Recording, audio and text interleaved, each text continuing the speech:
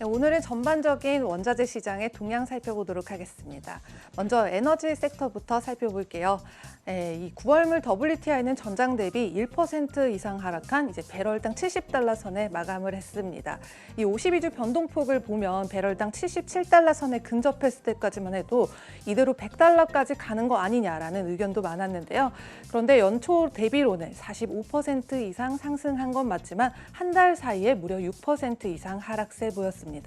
그래서 그동안에 이 48%는 왜 올랐냐 그 요인에 대해서요. 휘발유 소비 상승의 이유로 첫 번째로 꼽히기도 했지만요. 단순히 그것만이 아닌 이 오펙 플러스의 절제된 증상량 또한 이 국제 유가 상승에 힘을 실어줬다고 볼 수 있겠습니다. 그래서 향후에 지켜봐야 될 부분이 두 가지가 있는데요.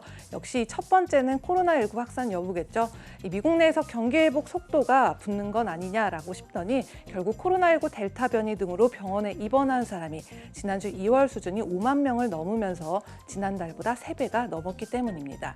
그리고 두 번째는 이 다음 달에 발표할 미 에너지정보청의 이 원유 재고 결과를 눈여겨보시면 좋을 것 같습니다. 네, 하지만 이 천연가스의 경우 이 국제유가와 다르게 지난주 민 천연가스 재고가 같은 주 5년 평균보다 약 200억 입방피트 증가한 것으로 추정이 되면서 하락세가 있었지만 전장 대비 이번에는 3% 증가를 하면서 한 달 사이에 9% 이상 상승을 했고요. 연초 대비로는 60% 넘는 상승폭을 보였습니다. 이 미 에너지정보청에 따르면 미국의 액화 천연가스 수출 2021년 1,006개월 동안 쭉 증가를 했지만요. 하루 평균 96억 입방피트를 기록했습니다. 이 평균은 그래서 작년의 같은 기간에 비해서 약 42% 정도 증가한 것으로 나타났습니다. 그리고 이어서 이 에너지 부분 외에 주목해야 될 부분이 있는데요. 바로 곡물과 농산물 섹터가 되겠습니다.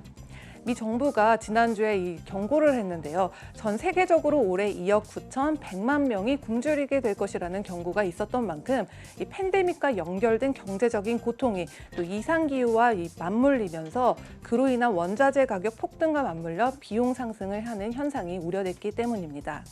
그래서 이번 주에 발표될 유엔의 이 식품 물가 지수 보고서 참고해 보시면 좋을 것 같고요. 또 미 농무부에 대한 의견도 있는데요. 올해 물가는 이 국제적인 수요 증가, 또 높은 공급 원가, 또 공급망 붕괴 등으로 상승을 했다라고 하면서 식품과 주택과 교통의 이 모든 범주를 포함하는 이 소비자 물가 지수만 보더라도 그 상승세의 영향, 그리고 또 물가 상승률이 이미 연평균보다 50% 가까이 높은 만큼 이런 현상을 지켜봐야 될 것이라고 의견을 전했습니다. 네, 그래서 실제로 저희 원자재를 봤을 때요. 특히 육류 중에서는 돼지고기 원자재 경우 올해 들어서 55% 이상 그리고 1년 동안에는 120% 가까운 상승세를 보였고요. 또 곡물 원자재 중에서 특히 두드러졌죠. 옥수수가 79% 이상 그리고 밀가루의 재료가 되는 소맥의 경우 42% 이상 또 사료의 재료가 되는 대두가 49% 이상 상승을 하면서 이런 영향들이 우리 서민들의 대표적인 식품이라고 하는 라면이나 계란이나 이런 돼지고기들의 장바구니 물가로 쭉 이어졌다. 그래서 에그플레이션 우려를 꾸준히 걱정을 하면서 이러한 지수들을 지켜봐야 될 것이라고 전해졌습니다.